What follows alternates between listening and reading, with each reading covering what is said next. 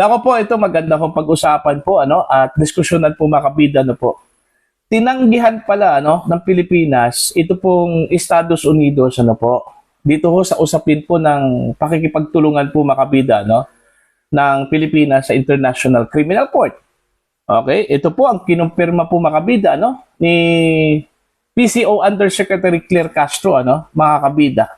Okay, dahil daw meron daw tayong residual obligation sa International Criminal Court, kaya hindi ho natin pwedeng baliwalain at hindi po pwedeng huminto po tayo sa pakikipag-ugnayan po sa kanila, lalong-lalo na po dito ho sa issue po ng pagsampa po ng kaso, mga kabida, crimes against humanity sa dating administrasyon, alright? Diyan po sa International Criminal Court. Okay? Baka ito po yung dahilan din, mga kabida, kaya pinatawan po tayo ng additional tariff, para dun ho sa mga export products po natin na papasok po ng Estados Unidos. Kasi timely kasi mga kabida yung pagbisita ni US State Department Secretary Marco Rubio sa Pilipinas. Okay? Na kung saan po maganda naman daw sana yung pag-uusap daw ng dalawang mga leaders, and even yung pag-uusap po mga kabida ni Pangulong Marcos kay President Donald Trump via phone. Okay? Ipinagmalaki pa nga mga kabida ng Malacanang na nag-commit daw si Trump na ipapaabot daw niya yung concerns ng Pilipinas mga kabida, most probably patungkol sa West Philippine Sea kay Chinese President Xi Jinping. Pero nabigla na lang po ang lahat. Nang kinabukasan po, naglabas po ng advisory po ang US, mga kabida, na pinatawan na po tayo ng additional tariff sa ating mga export products. Okay? Hindi kaya ito ganti po ng US, mga kabida? Dahil sa pagtanggi po ng Pilipinas na ihinto ito hong pakikipag-ugnayan natin sa International Criminal Court. Ito, babasahin ko muna, ito hong article ng ang balita ngayon, po. Ang sabi po dito, Marcos Jr. Admin, tumangging talikuran ang ICC sa kabila ng panawagan ng US. Alright, malinaw po yun ang titulo po mga kabida. Tumanggi ang Pilipinas na ihinto po ang ating pakikipag-ugnayan po sa ICC, po mga kabida, sa kabila ng apela po ng US, Alright? Kinumpirma ng Malacanang na hindi pinagbigyan ng Pilipinas ang panawagan ng Estados Unidos na talikuran ang suporta sa International Criminal Court or ICC sa pagsasabing may residual obligation pa ang bansa sa ilalim ng umiiral na batas at international na kooperasyon. So yun pala yung rason. Dahil daw sa residual obligation daw ng Pilipinas sa ICC, mga kabida. Ibig sabihin po ng residual, nung panahon po na miyembro po tayo sa ICC, and since yung investigasyon po ng ICC is about the crimes committed during the time of President Duterte, kung saan miyembro pa po tayo noon, mga kabida, yun yung tinutukoy po ng Malacanang na residual obligation po, mga kabida. Ayon kay Palace Press Officer Claire Castro, ipinaliwanag ni Philippine Ambassador to the US, Jose Manuel Romualdez, sa US State Department na sensitibong usapin ang ICC para sa Pilipinas. Okay? Ito yung sinabi po ni Jose Claire, Binanggit po niya na ang issue ay isang sensitibong issue at binanggit din po ang residual obligation ng Pilipinas pati na ang pakikipag-cooperate sa Interpol. Sinabi ni Castro na bagamat umatras na ang Pilipinas sa Rome Statute, nananatili pa rin ang ilang obligasyon nito kaugnay ng mga kasong nagsimula habang miyembro pa ang bansa ng ICC. Nauna nang nanawagan ang administrasyon ni US President Donald Trump sa mga kalyadong bansa na kumalas na sa ICC at binigyang babala na maaaring masusing busisihin ang mga bansang patuloy na sumusuporta sa tribunal habang tumatanggap ng tulong mula sa Amerika. Ayon! Bullseye po! Ako duda po ako na baka yun yung rason, bakit bigla ho tayong binigyan po ng additional tariff. Mantakin nyo pumunta po dito sa Pilipinas, ito kong si Marco Rubio. Alright? Nag-uusap po ang Pangulo at ang Presidente po ng Amerika po, mga kabida, via phone.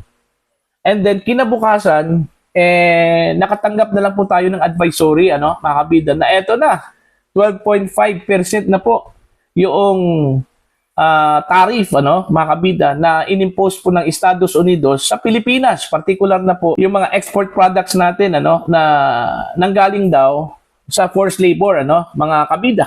Ginawa pang rason ng Estados Unidos na mahina daw yung atihong mga panuntunan, mga kabida, patungkol ho sa forced labor, mga kabida. Kaya yon, nagpataw po sila ng additional tariff. Hindi kaya ito sanction, mga kabida, sa US para ho sa Pilipinas? Kasi malaking bagay po, mga kabida, yung pagtanggi po ng Pilipinas dito ho sa kahilingan po ng Estados Unidos. Lalong-lalo na po, tayo po ay kagagaling lang po, na miyembro ng International Criminal Court, mga kabida. Okay? Tapos, tinanggihan natin ang US, yung kanilang kahilingan po sa mga kaalyadong bansa po, mga kabida. Kaya alam naman po natin, na grabe po yung kampanya po ng Estados Unidos against ICC. Alright? At in fact, mayroon nga silang binitawang babala, mga kabida, sa mga bansang tumutulong sa International Criminal Court, lalong-lalo na po yung mga bansang tumatanggap ng financial aid, mula sa US. Kabilang na po dyan ang Pilipinas, mga kabida. Diba? Na umatras na sa pakikipagtulungan po, sa International Criminal Court. Tapos tinanggihan po natin. Do you think hindi ho masakit yun sa US, mga kabida, na tinanggihan po sila? Although sinabi po ni USEC Undersecretary Claire Castro, na naintindihan daw ng Estados Unidos yung kalagayan daw natin, alam naman po natin kung ano po yung attitude po ng Estados Unidos, Kung ano po yung gusto po nila, yun yung makukuha po nila, mga kabida, po. Hindi po sila sanay na tinatanggihan po sila, mga kabida.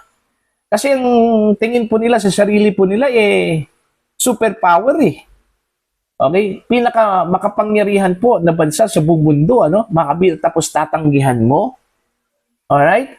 Do you think hindi ho masama yung loob po nila doon, mga kabida? Siguro, ang ipinakita po nila sa atin, na naintindihan po nila, kasi diplomatic way of saying na we understand you, that you have obligation over ICC.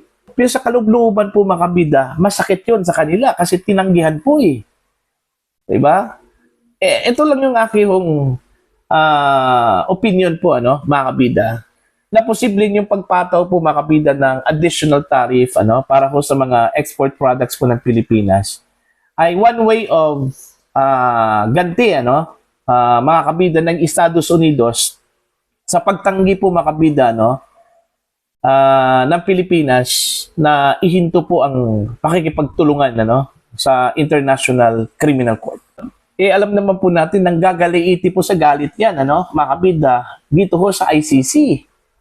Tapos, ang buong akala po nila na tayo po ay kaibigan po nila, mga kabida. Okay? Close ally. Kasi long-standing po yung ating relasyon po, mga kabida. Tapos, yun yung maririnig po nila. Okay? Tinanggihan natin. Kumbaga, hindi natin binigyan po, mga kabida, ng value yung pakiusap ng Estados Unidos. Alright?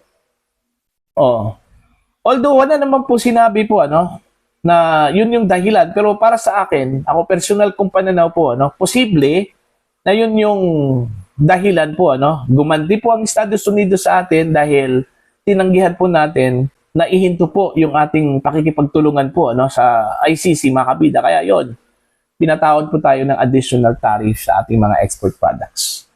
At saka, malaking epekto po yan, mga kabida. Hindi lang po sa Pilipinas, kundi pati dun ho sa mga exporters natin, Okay? Mantakin nyo, 12.5. Diba? Malaki na po yun, mga kabida, po. Diba?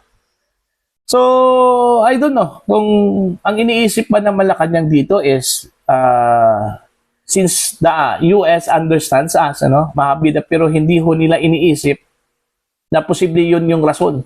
Kasi wala naman pong prior abiso prior notice, ano, mga kabida, na magpapataw po sila ng additional tax.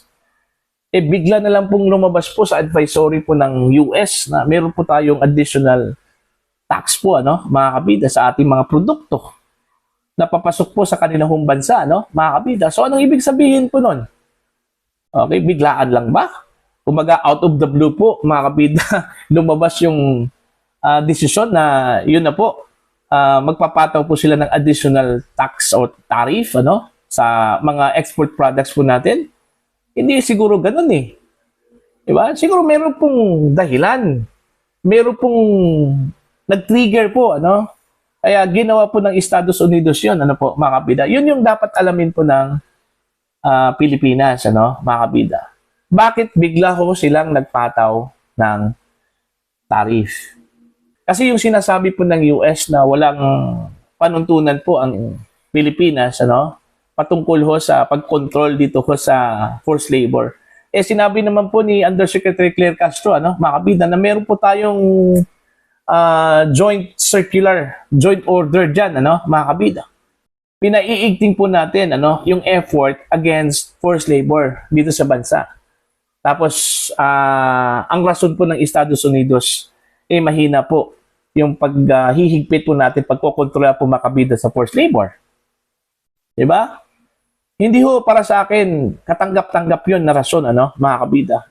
There's something, ano, na dapat hong alamin po ng Pilipinas kung bakit bigla hong nag-anunsyo po ang Estados Unidos, mga kabida, na patawan po tayo ng additional tariff.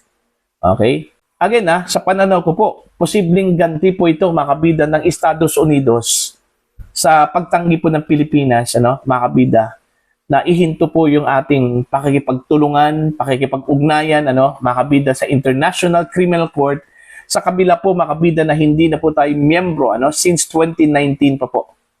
Alright, mga kabida. So para po sa inyo, ano po ang inyong opinion at pananaw dito, ano? Please comment down. Sa mga hindi pa po subscribe po sa aking channel, please subscribe, just click the subscribe button, click the notification bell, click all para updated po kayo, mga kabida, sa aking mga uploads. Maraming salamat po sa inyo lahat.